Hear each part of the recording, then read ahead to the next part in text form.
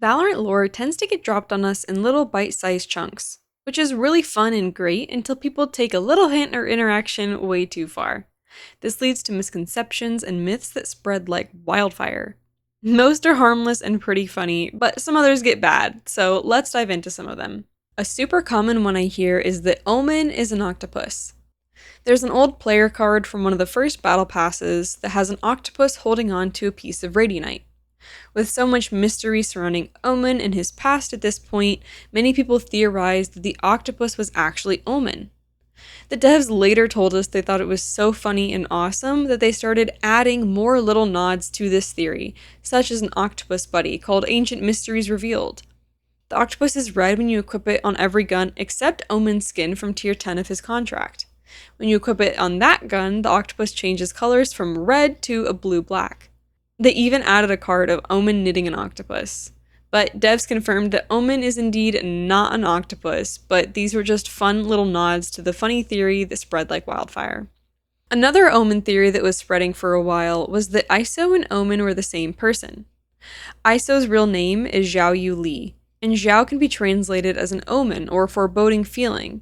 And with the translation Omen, people connected the two, saying that Iso is just Omen before he got ripped apart. This theory is also false, as we found out Omen's true past was as an assassin for the Silence of Hourglass. Although it is funny that Iso worked there as well, but the two did not know each other, as Iso likely joined after Omen had already become the shadowy man he is now. Another common misconception is that people believe that the agents' call signs are their real names, but they're not. When each agent joins Valorant, they are given a call sign that they can help choose, and then that's what the team calls them. So, for example, Gecko's real name is Mateo, and Neon's real name is Tala. We still don't know every agent's real name though, like Omen and Vice. Speaking of Neon though, many people believe that she is 19 years old. There was an old article that released a while ago, and it had a ton of incorrect statements about her agents and has since then been taken down. But many still hold that Neon is 19 from that article. Devs have told us that none of our agents' ages have been revealed, and they likely never will be since it's a live service game. However, every agent is indeed an adult, and Neon is no exception. In her lore, she used to work for Kingdom in their K-Sec division. This shows that she's had work experience, and she's not a 19-year-old. However, we do know the relative ages of some of our agents. By that, I mean that we know that Brim and Teho are some of the older agents in the VP, while Jet and Neon are some of the younger ones, but we still do not know their exact ages, and we never really will.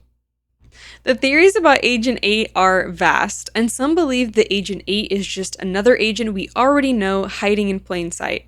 However, devs have told us that this is not the case. They are an agent we do not know about yet. At the Masters Toronto lore panel, they told us that Agent 8's story will be told, just not yet. They said that we'll be learning more about Sage and what's going on with her res and healing before we find out about Agent 8, so we know at a minimum that we have some time before Agent 8 comes back. This also means that the player card teaser for our new agent that looks like an 8 is just to throw us off. This is Agent 29 and not Agent 8. People also think that Lucia is Agent 8, but all the agents in the VP are adults and Lucia is still a child, and a super sick one at that. Speaking of Lucia, many people think that Raina hates Viper because Viper is running experiments on Lucia, and that's what's causing her to be so ill. In truth, Viper is doing everything she can to keep Lucia alive. She takes the life energy that Raina harvests and converts it so that Lucia can utilize it and stay alive. Listen to this voicemail from Viper about what's going on. Grim, I need you to increase Raina's mission assignments. She has to collect more souls. We're already pushing the boundaries of the equipment, but I need more.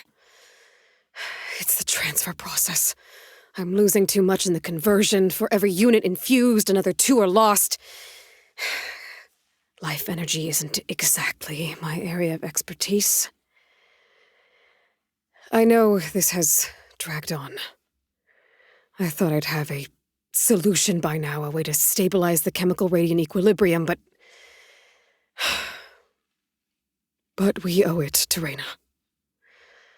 Collecting enough life for the both of them, it can't be easy. As long as the child lives, I have to keep trying. Because if we fail, I don't know what Raina will do. Yoru's radiance in his mask is also another common misconception. Many people mistakenly think that he only has his power because of the mask and therefore he is not a radiant. But this is not the case. Yoru is indeed a radiant. He's able to literally rip an unstable dimensional fragment from reality and then throw it to create his flash. He doesn't need his mask at all to do it. However, his mask is filled with radianite and it allows him to see between dimensions. The last myth for today is that Cypher is a robot. Because Cypher wears a mask and has blue electronic looking eyes, many believe that he's a robot. But Cypher is fully human. He wears a mask to hide his face as he wants to keep his identity a complete secret.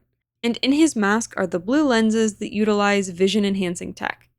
His arms are also flesh and blood. His gloves just have magnets on the palm that allow him to recall his trip in camera. I hope this cleared up some of the common misconceptions around Valorant's lore. Were any of these myths and misconceptions that you had? Or were you aware of all these? Tell me in the comments and let me know if there are any others that you hear about that I didn't address or any other questions you've got. I also live stream on Twitch if you want to catch me there. Thank you so much for watching and I'll see you in the next one. God bless. Bye!